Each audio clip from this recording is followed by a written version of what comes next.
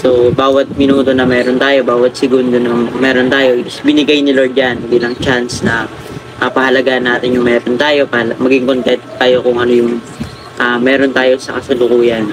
Kasi yung mga bagay na hinihiling natin is pawang idaragdag na lamang ni Lord yan.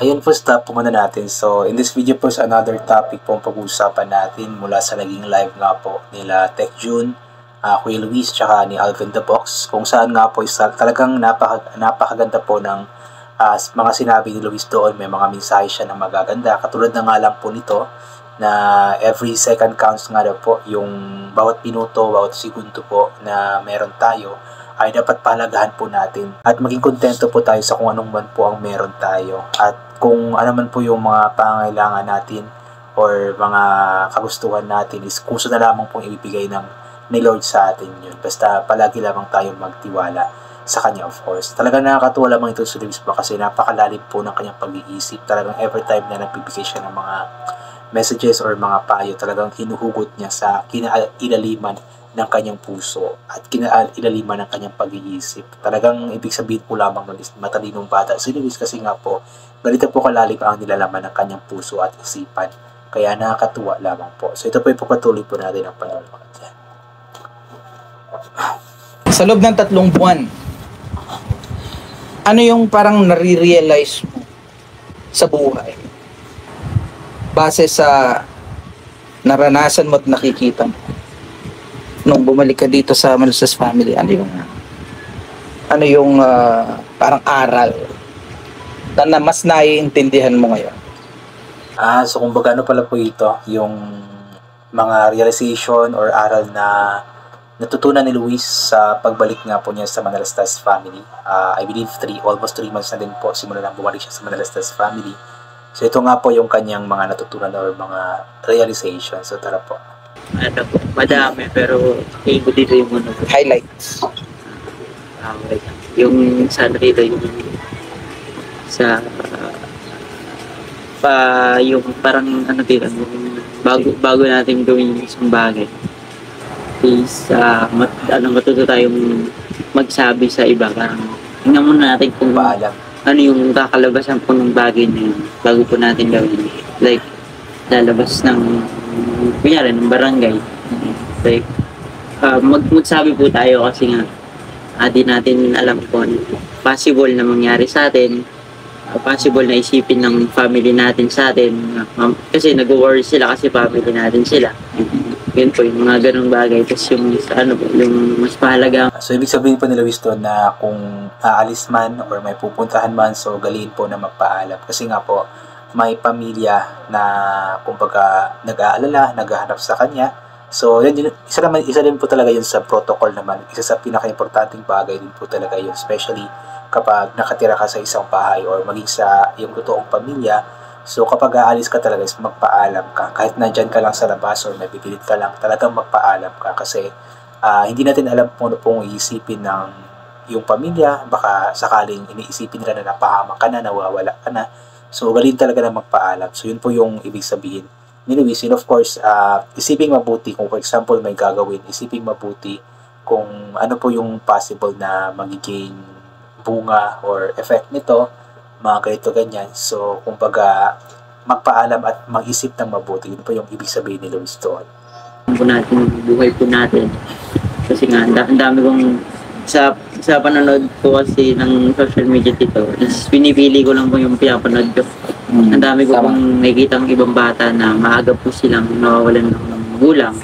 Maaga silang mawawalan ng kapatid. Minapunod ako doon na sabi niya, si ate ayaw bumangon. Wala siyang kaalam-alam na yung ate niya is wala na po. Parang ganun. So, bawat minuto na meron. Napanood ko nga po yun. Medyo napaluwa po ako dun sa video na iyon. Na nakahiga na po sa yung kanyang ate. Tapos yung bata is kinigising po niya yung kanyang ate.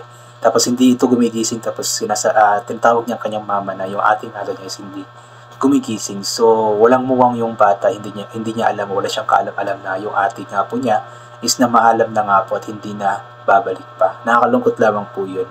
Bawat segundo na meron tayo, is binigay ni Lord yan bilang chance na pahalagaan natin yung meron tayo, maging content tayo kung ano yung meron tayo sa kasalukuyan. Kasi yung mga bagay na hinihiling natin is pawang idaragdag lang namin ni Lord yan. Mas piliin natin makamtan yung mga bagay na kailangan natin kaysa sa mga bagay na gusto lang natin. Kasi yung mga gusto lang natin, nandiyan lang naman yan, magbabago pa yan. Pero yung kailangan natin is yun yung mas kailangan nating i-priority na makamit. Kunyari, yung pagtatapos ng pag-aaral is yan yung isa sa pinaka maganda na makamit natin bilang sukli sa ating mga magulang sa pagpapagal nila, pagpapaaral nila sa atin. And yun yung So yun po, ibig sabihin po ni Luis doon is yung about po sa needs tsaka sa wants. So kapag sinasabi po natin needs or pangangailangan, yun po yung pinaka-priority sa lahat. Yung example nga po ni Luis is yung pag-aaral. So pinaka-kailangan din talaga na makapagtapos ng pag-aaral para masuklihan lahat ng pagpapagal, paghihirap ng mga magulang, ng mga sponsors, ganito ganyan. At yung wants naman or yung mga kagustuhan, mga hindi gaanong importante, hindi gaanong priority. So, iset aside po iyon, mas unahin po yung mga needs or mga pangangailangan kasi yun po yung pinaka-importante sa lahat sa ating mga tao. Yung mga wants natin, yung mga kagustuhan natin is andyan lang naman daw po iyan. At kung siguro may spare time, spare money, or kung ano man po yung mga is kusa din namang ibibigay ng ating Panginoon yan kung gustuhin mo talaga. Ganun po. Maging isang mabuting mabuting ehemplo sa kabataan. Yun naman yung gusto ng ating Panginoon na bilang isang kabataan, magamit talaga yung buhay natin na makapagigayat ng ibang tao, matuto yung ibang tao sa buhay natin. Sa una mong punto, and regarding po dun sa maging isang ehemplong kabataan para sa iba, si Luis po is ginagawa na po niya yun. Yung, alam mo yung pag-share lamang po niya ng mga advices, especially yung mga words of God's, words of wisdom, mga Bible verses, ay isa na po yun sa may tuturing po natin na maging magandang bagay or malaking tulong po, maitutulong po ni Luis sa ibang mga kabataan. So may tuturing na po siya na isang idolo or isang ehemplo ng mga kabataan. Kaya sana ipagpatuloy lamang ni Luis itong kanyang kabaitan, pagkamaka-Diyos at pagbahagi po ng kanyang mga kaalaman sa ibang mga kabataan na katulad niya. para bang ang pick-up ko doon is para siyang sa pamilya. Na sabi mo bago pumunta sa ibang lugar o mag-decision ka mo ay dapat magsabi o magsasabi o magpaalam. Okay. So very good. Tapos yung sumunod na punto is yung buhay is pahalagahan dahil di natin alam kung hanggang kailan. Bigay ka nung sample na napanood mo na hindi na pala nagising yung kanyang ate.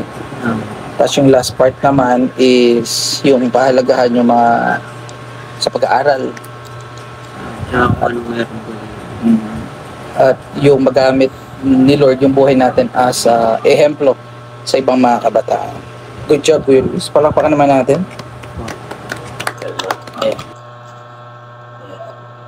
So talagang napakagaling po ni Luis.